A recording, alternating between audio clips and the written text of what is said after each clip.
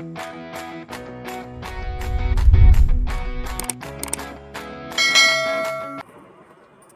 ready for the dictation. 5 seconds. Start.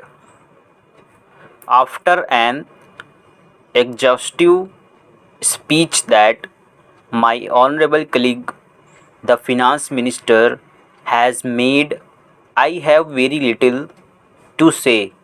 The reasons for the modification of the award have also been given in the statement annexed to the order of the Ministry of Labour dated 24th August 1998 and placed on the table of the House ever since the publication of the Appellate Tribunal's award, when rumblings of growing discontent on both sides began to be heard.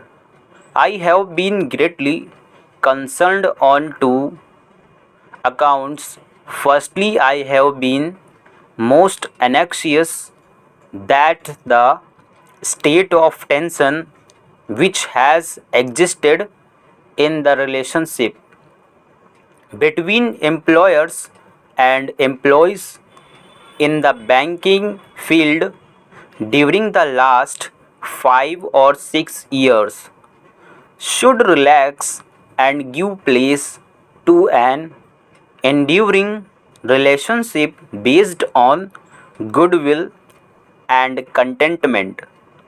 Secondly, I have been equally anxious that while the terms of final settlement of the dispute should not be such as to injure the cause of banking in the country, they should be fair to the vast number of what are known as the lowest categories of bank employees and who have put up with much trouble and expense during all these years of costly litigation. It is true that government has been given the power under the Industrial Disputes Appellate Tribunal Act to accept, reject or modify the award of an industrial tribunal if and when government is satisfied that it is expedient in the public interest.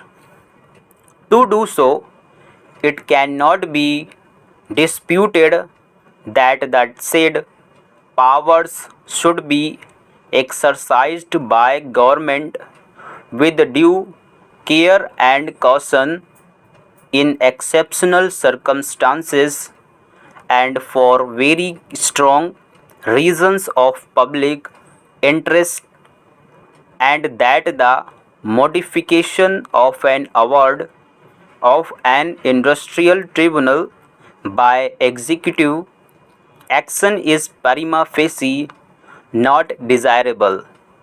I also subscribed to the views expressed by many honorable members that the sanctity of the award, which is in the nature of a judicial pronouncement, should be respected by conventions and precedents. Honorable members have heard from my colleague, the finance minister, how the full burden of the appellate tribunal award might be brought about a crisis in the banking industry. In particular, he has told the House how banking facility in rural areas might have suffered a serious setback on account of the burden. The arguments that he has adduced are before the House, and I would request honorable members to consider them dispassionately. Stop.